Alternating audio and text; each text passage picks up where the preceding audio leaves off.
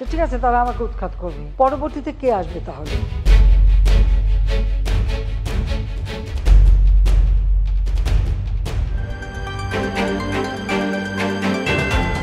আমাকে সরিয়ে কাকে ক্ষমতায় বসাতে চায় হাসিনা? আমরা আমাদের মতামত দিচ্ছি, আমরা প্যালেস্টাইনিদের সমর্থন দিচ্ছি। আমরা ইতিমধ্যে প্রধানমন্ত্রী শেখ হাসিনা বলেছেন, অতি বামদের কাছে আমার প্রশ্ন, তারা আমাকে উৎখাত করে কাকে ক্ষমতায় বসাতে চায়? তারা কি একবার এটা ভেবে দেখেছে? আর আমার অপরাধটা কি? দেশের বামপন্থীরা 90 ডিগ্রি ঘুরে গেছে বলে মন্তব্য করেছেন প্রধানমন্ত্রী শেখ হাসিনা।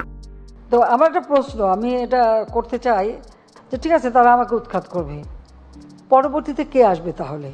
তিনি বলেন, আমাদের এখানে তারা আন্দোলন করছে, আমি বলে দিয়েছি আন্দোলন করছে করুক, অথচ আমি চাইলে আমেরিকার স্টাইলে পুলিশ দিয়ে আন্দোলন থামিয়ে দিতে পারি।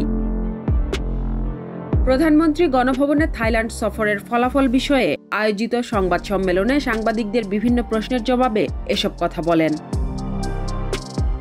যুক্তরাষ্ট্রের নিউ ইয়র্কের বাফেলোতে সম্প্রতি 2 জন বাংলাদেশি বংশোদ্ভূত আমেরিকানকে গুলি করে হত্যা করায় তিনি এর বিচার দাবি জানিয়েছেন।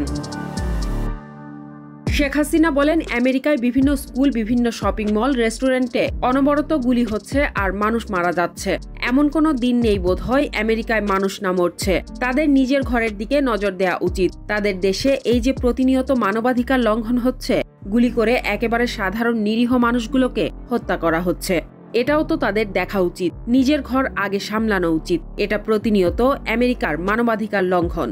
তারা নাকি ছাত্রছাত্রী মানে প্রফেসর থেকে শুরু করে সব গ্রেপ্তার হয়েছে এই আন্দোলন করার জন্য একমাত্র আমেরিকায়। তিনি বলেন, এর আগেও আমাদের বাংলাদেশি কয়েকজনকে হত্যা করা হয়েছে। আমি এসব হত্যার বিচার চাই। আজকাল নিউজ, নিউ ইয়র্ক।